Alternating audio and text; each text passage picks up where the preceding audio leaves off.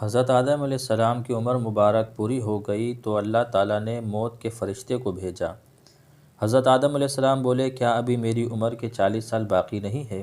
فرشتے نے آپ سے کہا کہ آپ نے 40 سال اپنے بیٹے حضرت داؤد علیہ السلام کو عطا نہیں کیے تھے؟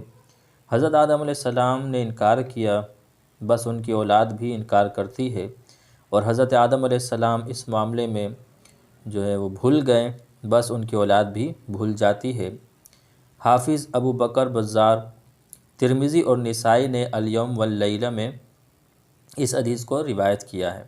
امام ترمذی حضرت ابو ہریرہ رضی اللہ عنہ سے روایت کرتے ہیں کہ حضور نبی کریم صلی اللہ تعالیٰ علیہ وآلہ وسلم نے فرمایا کہ جب اللہ تعالیٰ نے حضرت آدم علیہ السلام کو پیدا کیا تو ان کی پیٹھ پر اپنا دست قدرت پھیرا، ان کی پیٹھ سے قیامت تک پیدا ہونے والا ہر روح ظاہر ہو گیا، اور ہر شخص کی دونوں آنکھوں کے درمیان ایک نور چمک رہا تھا۔ پھر ان تمام کو حضرت آدم علیہ السلام پر ظاہر کیا تو حضرت آدم علیہ السلام نے عرض کیا، اے میرے رب، یہ کون لوگ ہیں؟ اللہ تعالیٰ نے فرمایا، یہ تیری اولاد ہے۔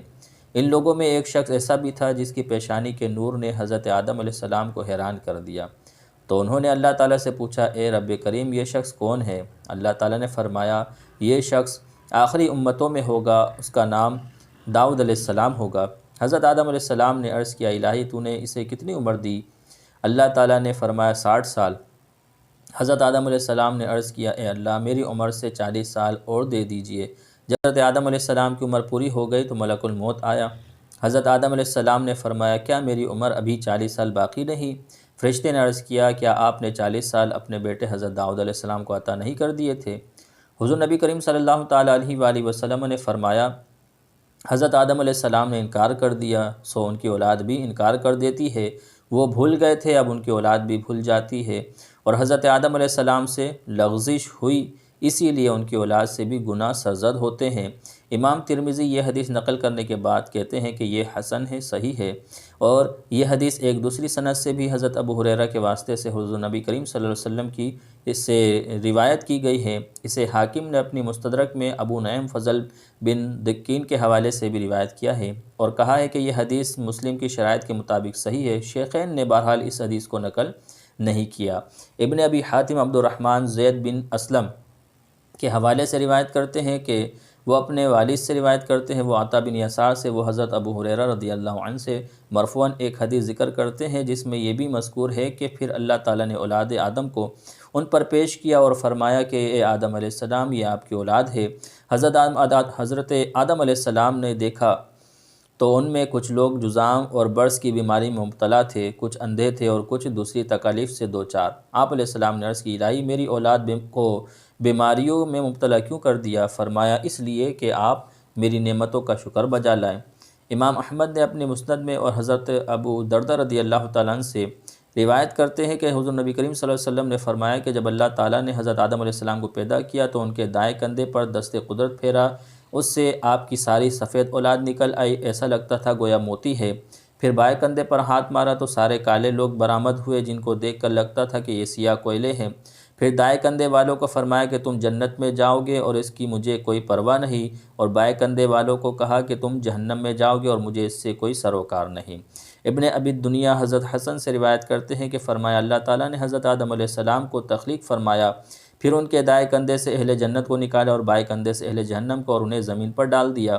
ان میں سے کچھ لوگ اندھے تھے، کچھ لوگ گونگے اور کچھ لوگ دوسری بیماریوں میں مبتلا تھے۔ حضرت آدم علیہ السلام نے عرض کی، پروردگار، میری اولاد کو ایک جیسا کیوں نہیں بنایا؟ اللہ تعالیٰ نے فرمایا، اے آدم علیہ السلام، اس لیے کہ میں نے ارادہ کیا کہ میرا شکر کیا جائے۔ اسی طرح یہ حدیث عبد الرزاق نے معمر سے، انہوں نے قتادہ سے اور انہوں نے حسن سے روایت کی ہے۔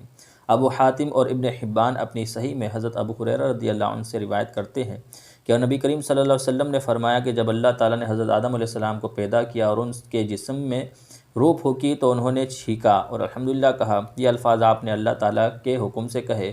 بس ان سے اللہ تعالیٰ نے فرمایا، اے آدم علیہ السلام، اللہ تم پر رحمت فرما رہا ہے، ان ملائکہ کی طرف جاؤ وہ جو جلوس کی شکل میں نظر آ رہے ہیں، اور انہیں سلام کرو۔